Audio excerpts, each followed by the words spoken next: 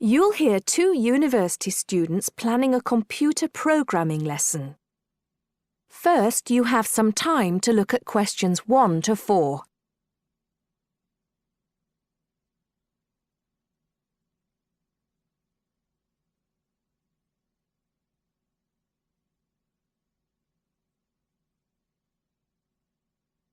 Now listen carefully and answer questions 1 to 4. Hi, Hardeep. Is now a good time for us to plan that computer programming lesson we've been assigned? Hey, Dawn. I was just thinking about that, actually. Yes, let's get it out of the way now, shall we? I've got the instructions here. So, it says, design a 45-minute lesson for a class of 16 teenagers where they learn how to write a simple computer program in BASIC. Now, I know, of course, that BASIC is the computer language people used to use back in the 1980s when they wrote programs on microcomputers, but I'm not sure I feel very comfortable teaching anyone about it.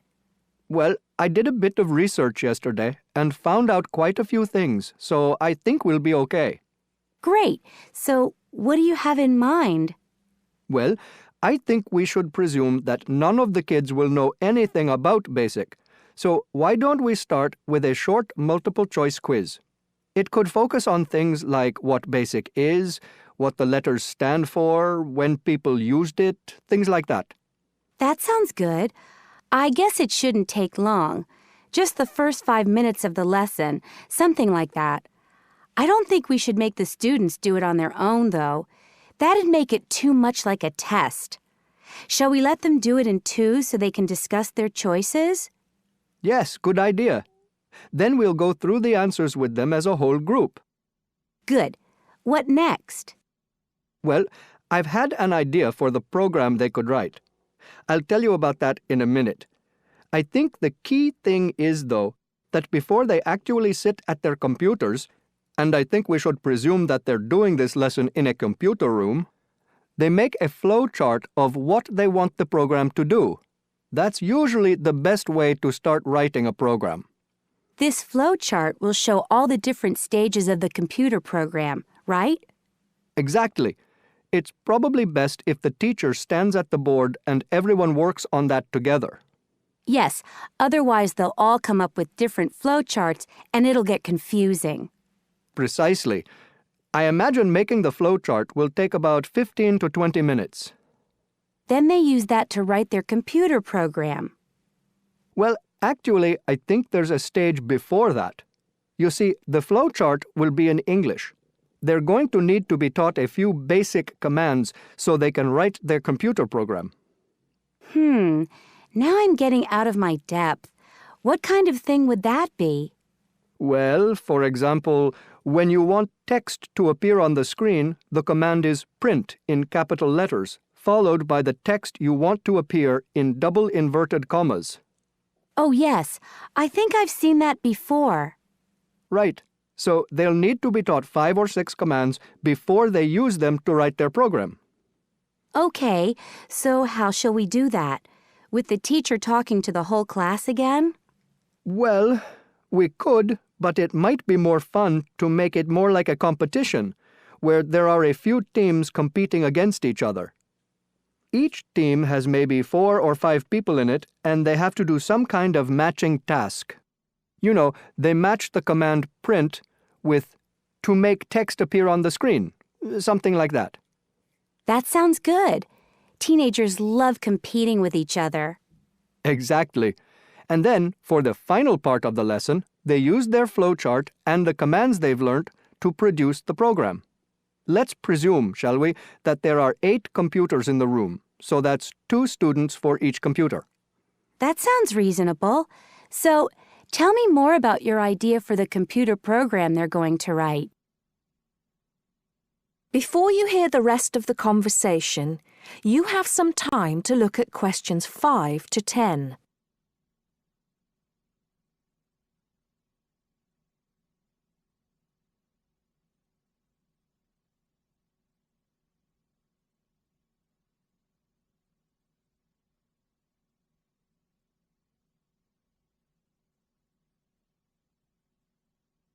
Now listen and answer questions 5 to 10. Okay, so it's a very simple program. I've actually written it down here so we can go through it together. Okay, so the first line says 10 CLS. What on earth does that mean? Well, every line of a basic computer program starts with a number. They usually go up in tens, so the first line is 10, the second 20, and so on. And CLS is the command we use in BASIC to clear the screen. Oh, I see.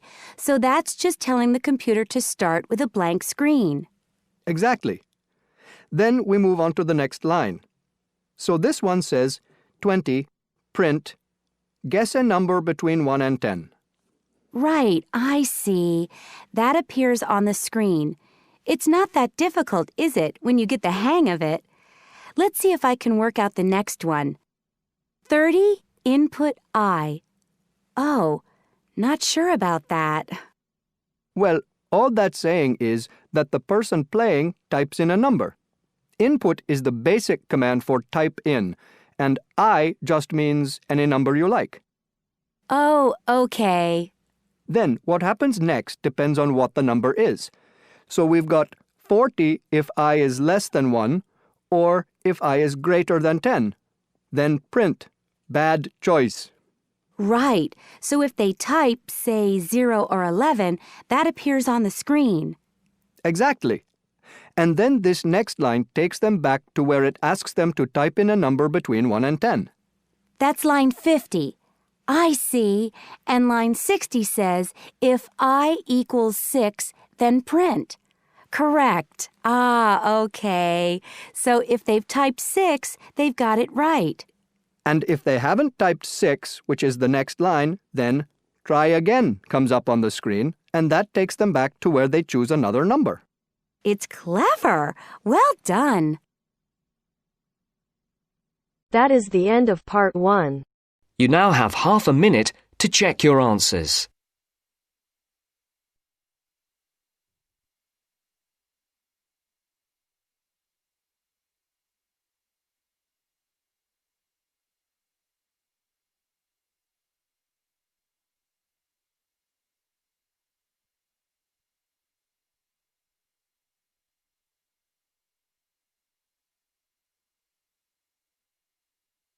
Now turns to part 2. Part 2. You will hear part of a podcast for visitors to the popular holiday region called the Trelaw Valley. First, you have some time to look at questions 11 to 14.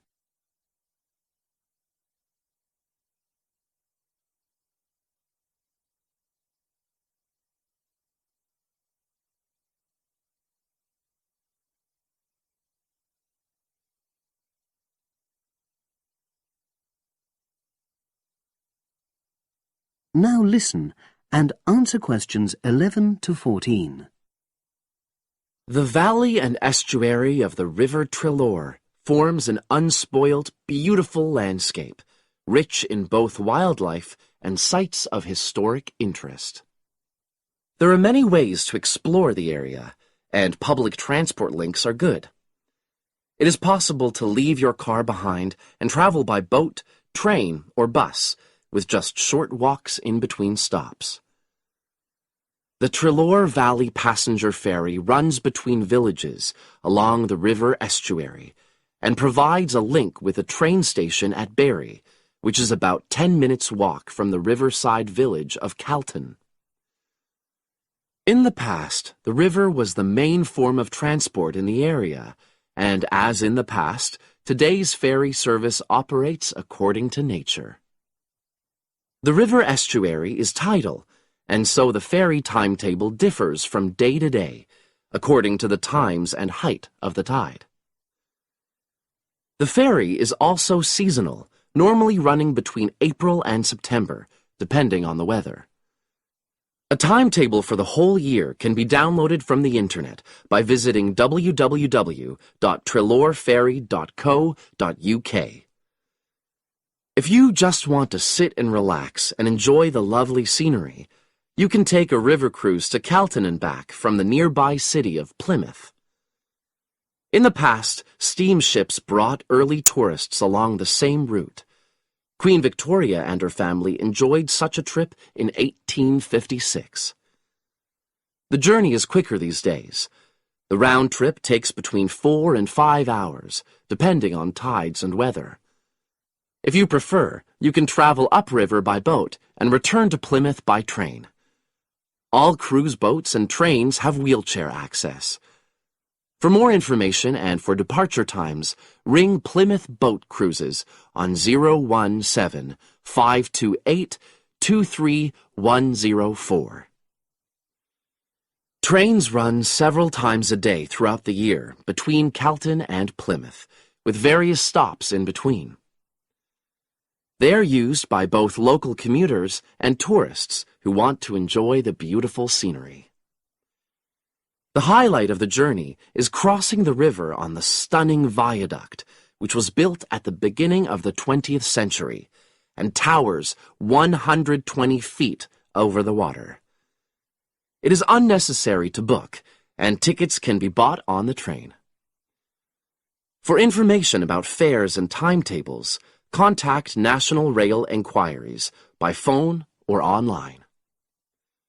The bus service in the Treloar Valley now connects all train stations and villages in the area. Especially for holidaymakers, there's a Rover ticket which can be used at weekends and on national holidays and allows unlimited journeys on those days.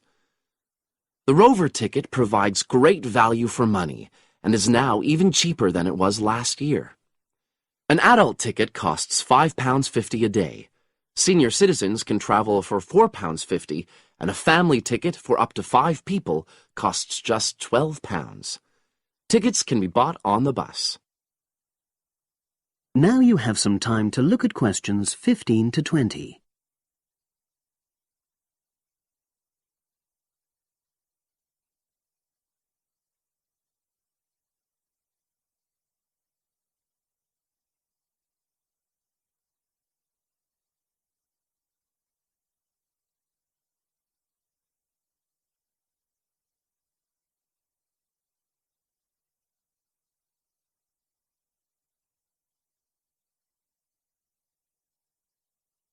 Now listen and answer questions 15 to 20.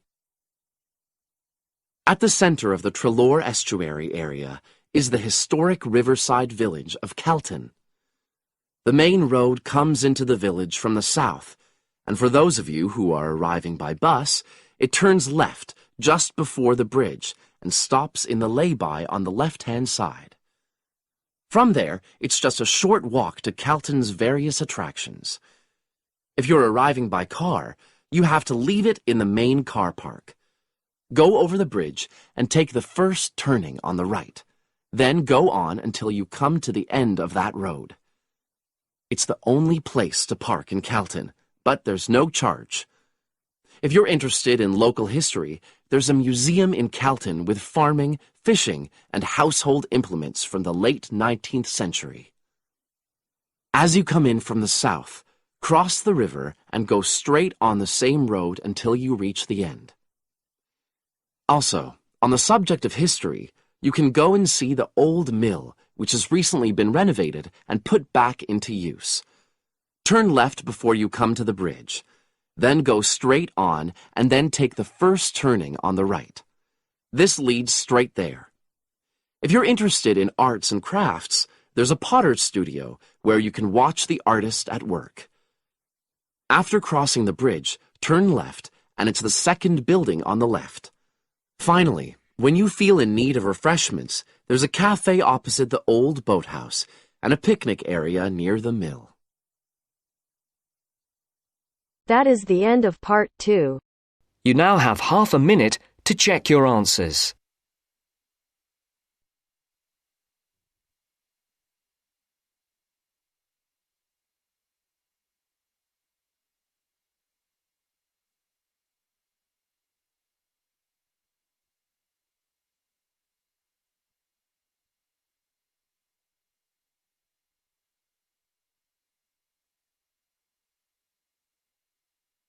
Now turns to part 3.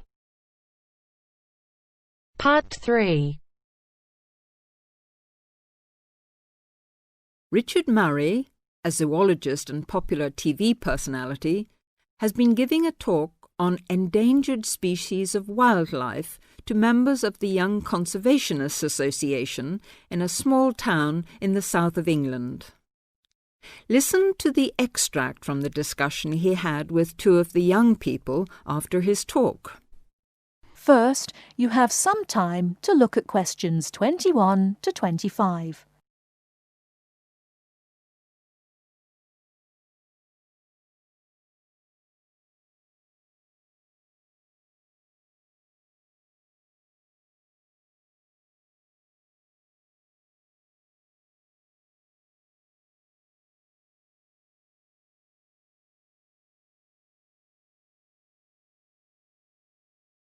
Now listen carefully and answer questions 21 to 25. What would you say, Mr. Murray, are the main reasons that so much of our wildlife will have died out by the end of the next few decades? Well, Tony, we can't of course rule out the effect of urbanization due to the spread of population. But apart from that, I believe there are two reasons which, in a way, are like the opposite ends of a piece of string. If you tie a knot in that piece of string, you end up with a circle, and whichever way you go round, it's going to turn out to be the same. I don't think I quite get that, Mr. Murray. Well, let's put it another way. It's rather like a film. You've got the good guys and the bad guys. They're pulling in opposite directions, but when it comes to the final showdown, it's hard to make out which is which. What are your two reasons, Mr. Murray? I call them greed and caring. Greed and caring? Yes, I know they don't seem to have much to do with one another, but think about it. The motive of greed is pretty obvious. In the course of the next few months, thousands of baby seals will be bludgeoned to death before they're even weaned from their mothers. What for? For the sale of their skins at inflated prices to please the vanity of a few and line the pockets of the killers.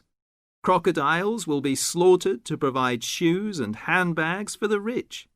Gorillas, tigers, leopards and rhinos will be hunted for senseless sport or poached in defiance of regulations. Their skins, their horns, and their magnificent heads will be used as trophies to decorate someone's living room floor or walls. That's terrible. Yes, but it's not all. The whale, probably the most impressive and certainly one of the most intelligent sea mammals in creation, will be cruelly hunted and harpooned to make more money for the profiteers. The dolphin, the sailor's friend, will be indiscriminately battered to death at so much a head on the grounds that it is taking away the livelihood of a few fishermen by consuming the fish in its natural habitat. But surely, Mr. Murray, we do have to keep warm. We need whale oil and ambergris. Fishermen have to make a living. Part of what you say is true, of course, Tony, but we shall have to enforce far stricter controls if future generations are not to find themselves in a world devoid of wildlife as we know it. Well, I see what you mean about fur coats and crocodile handbags, Mr. Murray, but I don't understand what you mean by caring. That can't be bad, surely. I mean, I thought we were supposed to be living in a caring society. Well, so we do, in a way. The trouble is, there are so many well-intentioned people who start out with the best possible motives of trying to protect or immunize us from this, that, or the other in the most effective way at the quickest possible rate. But in their enthusiasm, they lose sight of the long-term consequences. It's only very gradually that the danger to other forms of life, including humans, comes out. Not to say leaks out, and by that time it'll probably be too late to do much about it. Take insecticides, for instance. But Before you hear the rest of the talk, you have some time to look at questions 26 to 30.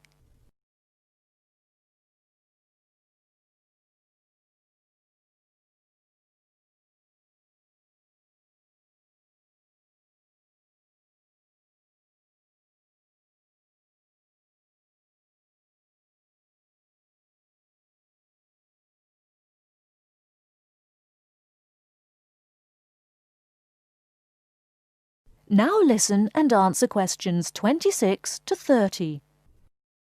But insecticides protect crops from pests. They destroy disease-carrying mites and creepy crawlies like cockroaches. True, but nature has a way of developing her own immunity against insecticides and other pest controls, with the result that the biologists are driven to inventing stronger and stronger compounds, which, though they may annihilate the pest, nevertheless permeate the environment, are assimilated by plant and animal life, and become absorbed by the soil. Countless innocent creatures, the beaver or the mole, for example, are performing a useful task in the natural control. The alarming prospect is that as these poisons enter the foods we eat, and consequently our own systems, they'll find their way into the body of the pregnant mother and into her milk, offering incalculable risks to the unborn or newly born infant. In spite of all our technological expertise, our time is running out. We're virtually destroying ourselves. That is the end of part 3. You now have half a minute to check your answers.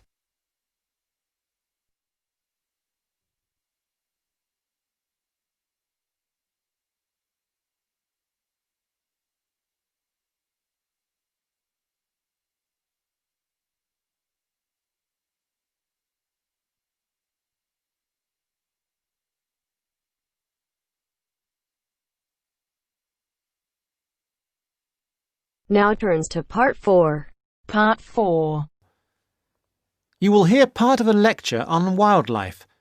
Listen carefully and answer questions 31 to 40.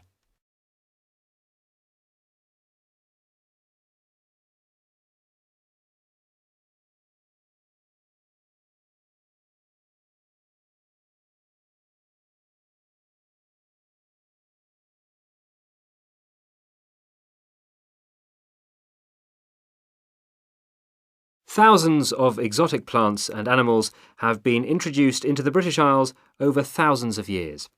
These newcomers compete with native species for resources and can also cause major changes in the wildlife and in the habitats of our countryside. The problem is not just British, of course, but global, and it has been going on for centuries. One good example of this I'd like to mention today is the European starling. The starling to us in the UK is a fairly ordinary little bird, about 12 inches long. In flight, it appears to be black or grey with tiny white spots. So it's a very ordinary-looking, almost dirty-looking bird. It nests in trees and buildings and can be found in the country and in towns. It travels in large flocks, leaving the nests in the morning and returning in the early evening. It feeds on insects and fruit. Its native range includes the British Isles and Finland, but it is also found in most of Europe and parts of Asia and Africa. In the British Isles and Finland, however, it has suffered a huge decline, and in these countries there is an effort to conserve the species. It is a different story in some of the places where it has been introduced. For example, the population in the USA is estimated at 170 million birds. Also, they are becoming a big problem in Australia and New Zealand. Starlings, as I have said, nest in trees, and it has been found that they are more aggressive than native species, native that is to Australia and New Zealand, when they are looking for nesting places. They therefore compete with native species for nests, and also they drive those species away from nests. So, this nest-building activity causes harm to native species, but also they are a nuisance to humans. They gather in large flocks of thousands of birds and feed together on commercial crops. This causes great financial damage to farmers. And they also make a mess, both in the town and the countryside. There is also the problem that starlings may carry diseases which affect both humans and other animals, although this has not been really confirmed and we are waiting for more work to be done on this. The question arises, what are we to do about foreign species which not only do damage to native species, but interfere with human activity? We have 3 approaches in theory, but usually it is not a free choice between them. Usually we have to do the best we can and that money will allow. The best approach, of course, is prevention, and many countries have passed legislation which attempts to limit or prevent the arrival of non-native species in their countries. In particular, there are many international regulations on how and where ships may pick up and deposit water, and this is a major contribution to preventing the accidental transport of fish and organisms by ship, since accidental transport by ship is a frequent cause of fish and other creatures going from place to place. Ports also have special areas where water can be deposited, and many of them have treatment facilities to kill any foreign species that may establish themselves in their waters. For fish and organisms that live in water, these international regulations are useful, but obviously not all species can be dealt with in this way. Sometimes it is simply too late for prevention. Then we have to consider eradication or management. By management, I mean that we have to decide how best to live with the new creatures and how to keep their numbers down. However, this becomes not only a scientific question, it can be a matter of choice what population level of an invasive species we want to maintain. This choice involves costs. There is the cost of living with the species, and there is the cost of managing the species over time, and species management is usually a long-term business without any foreseeable end. However, there is not just the economic aspect to this question. We can also consider the ethical point. How should we treat animals which we have, sometimes deliberately, introduced into the environment? Is it permissible just to exterminate a number of them convenient to ourselves? The most important decision has to be made in the political forum, whatever considerations go into the making of that decision. These questions are relevant also to the approach of eradication, which is another option, but which does not have an encouraging history. Many attempts have been made to eradicate introduced species. That is the end of part 4. You now have half a minute to check your answers.